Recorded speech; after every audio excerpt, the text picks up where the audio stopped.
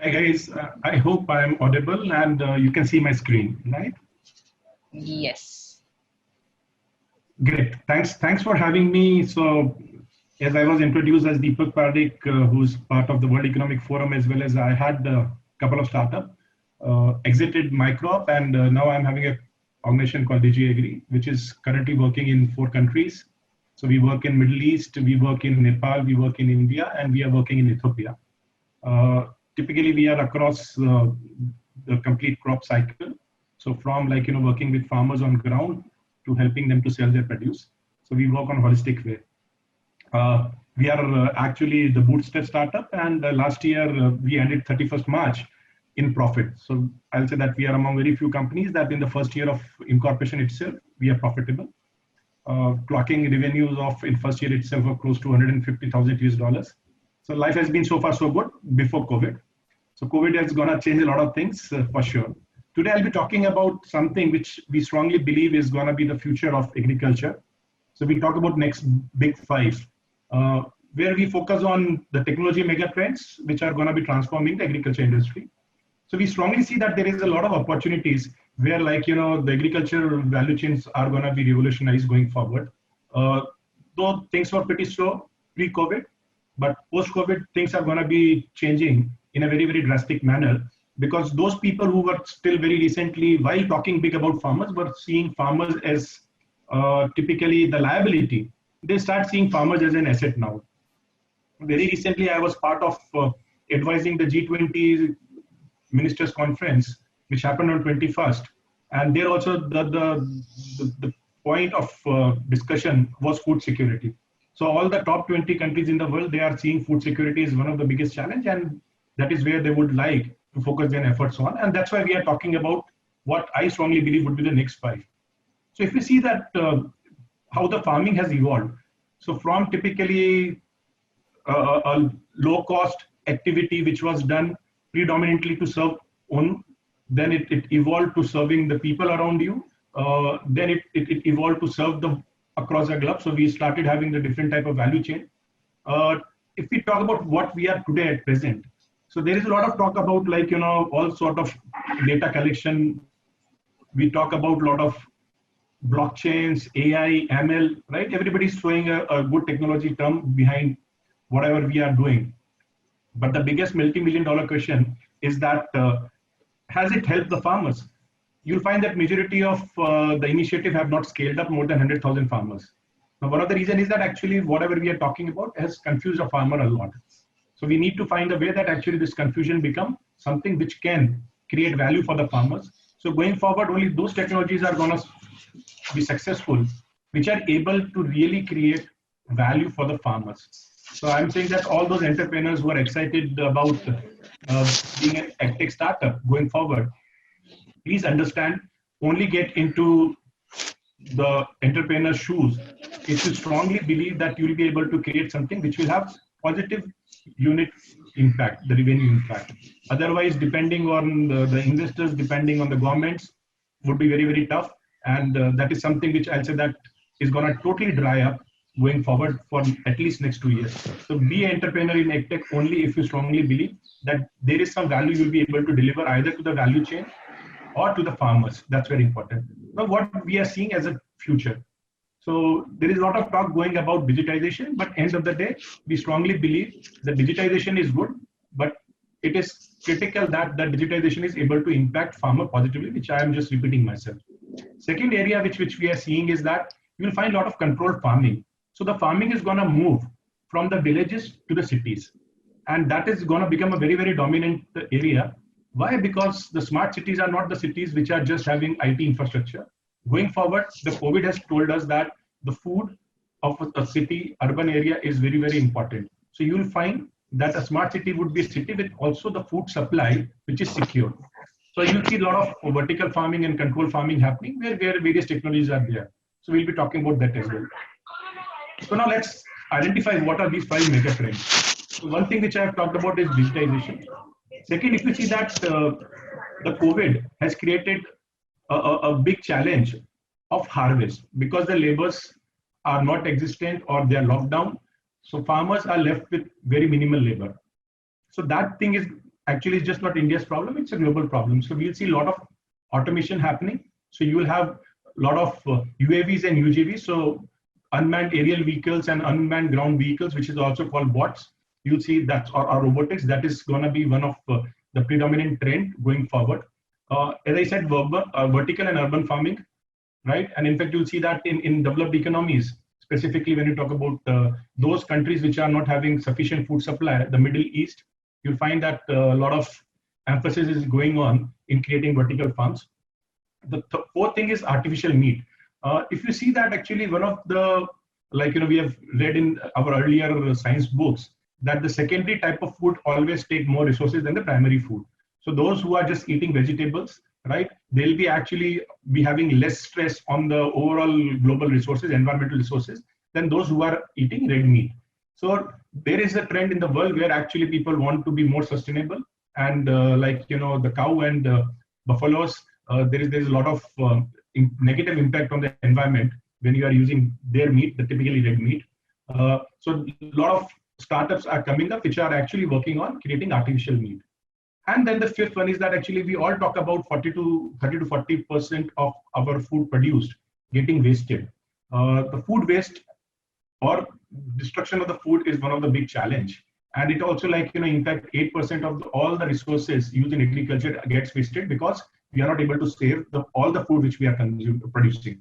So the smart packaging is another area which is those so far has not been on the top of the pyramid, but you'll find that by what we have seen post-COVID, the startups who are working on smart packaging, they'll become very, very relevant going forward. So let's understand what is digitization all about. So typically, we always talk about there is a lot of data, but hardly any insight. So you are having data from the governments, you are having data from the agro input companies, you are having commodity data, typically the mandis data and all that. Plus there is a lot of good agriculture practices. So all that data does exist, but the problem is that data are in silos and it's not in a form where it is usable. Then there is a lot of transaction which happens on the ground, right? The transaction which is done when a farmer sells produce to the middleman, a middleman sells it to the mandi, or mandi sells it to basically a retailer or a wholesaler, and wholesaler sells to, or retailer sells to you. So there is a lot of transactions which happens. Now that data is actually captured, but is totally not used. So you'll find that in digitization of food and agriculture ecosystem, all that data would be collected at sources, and then basically it will empower by using AI and ML engines to give valuable advice to different stakeholders. So for a farmer, actually what to grow, when to grow, how to grow, those type of interventions. To input companies, exactly where is the value chain broken, which is the specific region where a specific type of product can be sold. So all those type of intelligence is going to come through digitization of farming information. Unfortunately, as we say, India, access to data is one of the biggest challenge most of the startups who are in this area are facing, because again, nobody wants to be transparent. So it's very important that all the stakeholders start understanding that the transparency is basically not a liability, it's an asset. So we'll have to have the government who will become transparent and share a lot of data. So in fact, I've also recommended a lot of private and public players that please start sharing the data, which is I'll say that pervasive data, which is where the privacy concerns are taken care of, but make more data available for startup to play with. So, but we'll see that going forward, only those companies which are able to create value out of digital assets are going to survive. While most of the companies which are just trying to be on the periphery where believing that the data is the next oil, or data creates a lot of valuation for you, those are you going to see that not lasting long.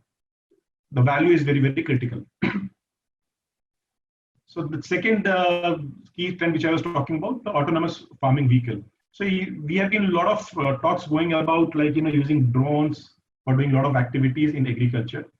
Predominantly, majority of these drones have been clubbed in those who are doing the monitoring and those who are actually doing the activities on ground, typically the spraying of agriculture input. No, I'm not a very, very big fan of the later one, where we say that actually the drones would be used for basically spraying the crops with pesticide and insecticides. For very simple reason is that also needs a lot of change in the chemistry of the input itself, because currently the inputs are developed with a mindset that the farmer would be spraying it from the height of 1.5 meters from the ground. A drone doesn't actually fly at 1.5 meters from the ground. It flies at substantially higher level. So you'll have to change basically the density as well as a lot of chemical, I'll say that activity needs to be done to ensure that inputs are drone ready. So I'm not seeing that thing taking in a huge way, but yes, the monitoring part is very, very critical. One of the reasons that the drones are becoming more and more effective is that actually, you are having different type of sensors which can be used whether in a drone or on unmanned ground vehicles.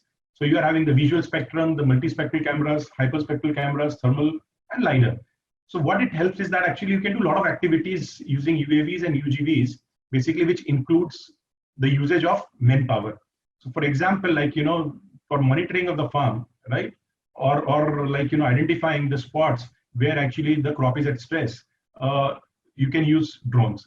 A lot of people also compare drone that actually whether drone is better or a satellite-based technology is better. They both plays in very, very different roles. When it comes to satellite-based solution, the biggest challenge is that actually you are not having very, very granular information on a specific particular farm. One thing is that the resolutions are not very, very high. And where the resolutions are high, the cost is very, very high to procure those type of imagery from the satellite. So I strongly believe that as the price of drones is coming down, or UGVs is coming down, this is going to be one very, very sunshine sector going forward. Some of the activities which drones and the bots can do is, as I said, monitoring, then the crop protection. So rather than using the drone, the bots can be used actually to take care of the weeds, right? The bots can be used to take care of actually spraying the way the farmer himself is spraying without changing the typically chemical composition of the pesticides. Farm and land management, inventory. So crop and both livestock inventory can be tracked using UAVs and VGVs.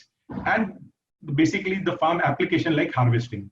So all those things you'll find that going forward, our reliance on the manpower on the ground in the fields would be reduced substantially, and you'll find more and more automation happening. Another challenge with such automation is that actually the size of the land holding. So typically when in India we say that majority, more than 90% of farmers are less than 1 hectares of land holding, such things become prohibitively costly for them. But I strongly believe that the new models for example, sharing the bots or the drones, right? Or giving drones as a service or UGVs as a service, those type of models will evolve further. And you'll find that a lot of activity happening in this area. And at the global level also, you'll find that the developed economies have already adopted these type of technologies in a big manner, and that is going to happen to the developing world as well. Now, the next trend, which I strongly believe is going to be very, very critical going forward, is urban and vertical farming. So typically what happens is that today, if I want to buy a kiwi, right, that kiwi comes from New Zealand. And post-COVID, you'll find that actually most of the cross-border supply chains are in huge stress, right? So getting a kiwi from New Zealand is becoming next to impossible today. So going forward also, we'll find that we'll start looking at food which is closer to us. So generally the best case scenario would be that 80% of the food we consume should come within 50 kilometers from where we are. That is the best case scenario. Environmentally also that is better rather than actually getting the rice consumed in Punjab from Tamil Nadu. That's not going to make too much of sense going forward. So you'll find that actually the cities are the major consumers of fruit and vegetable, right? And it's very, very concentrated there. So you'll find a lot of activity happening in vertical farming, where in the middle of the city you will have a lot of farms which are producing. Yes, currently the green leafies are something which is very easily being done. But I was interacting with Badia farms in Dubai very recently. I was at their farm, and they've started growing strawberries, they've started growing tomatoes, and the yields are pretty high, 3 to 4 times of what actually generally are being produced in open farms. So you'll find that there would be substantial shift towards when we say that controlled farming. Now, controlled farming are having its various modes. So one is typically your plain vanilla greenhouses. So in the plain vanilla greenhouses, you are able to control few parameters of agriculture, and still you will be able to have better yields, and you will be able to produce those crops which are not actually as per the agroclimatical zone of your area. So that is area. If we take it a little bit, I'm saying that making it more complex, then we are having hydroponics and aeroponics, where actually you control each and every part of doing the agriculture. So any crop which can be produced in conventional farm, in future we'll be able to produce that in a hydroponic or aeroponic based environments. So the biggest positive part here is that you are growing something which is very close to you. So you reduce a lot of cost and a lot of environmental impact of cross-border movement of the produce. In fact, the countries like Middle East, they are planning that actually from current level of 80% of their food is being imported. In next 10 years, they want to take it to the level of 40 to 45%. So you'll find a lot of activity happening in those specific areas. Second thing, which is making control farming also very, very important, is that actually the climate change impact. So let's take example of like, the best of coffee is coming from Ethiopia, and we are doing a project in Ethiopia. The problem is that over past 5 decades, on every 10 years, the temperature in Ethiopia is rising by close to 0.38 degrees centigrade per 10 years. And the rainfall is falling by close to 6% per decade. Now that has made it those areas where the coffee was produced becoming very, very less efficient for the coffee. So previously in the harvest season, 25 years or 30 years back, the previous generation, the harvest used to happen every day. Today the harvest happens every 3 days. So already there is a lot of impact of climate change in those type of areas. Now control farming ensure that actually you are able to reverse or make the agriculture climate resilient, where you can still grow the coffee in the same area, because now you are able to control the temperature, you are able to control the humidity, you are able to control the sunlight. So all those parameters can be controlled. Another very big benefit of using urban farms is that actually you are able to reduce the usage of the chemicals. So when we say that actually there is a lot of buzz about organic, right? Now there is a challenge of growing organic in those farms which are already infested by actually a lot of chemicals which we have been putting for past 25 years. When you are doing aeroponics or hydroponics, you are able to make the usage of chemical next to zero, except the plant nutrients. You don't need to use anything else. So even when you talk about healthy eating habits, vertical farms are gonna be very, very crucial and critical for that.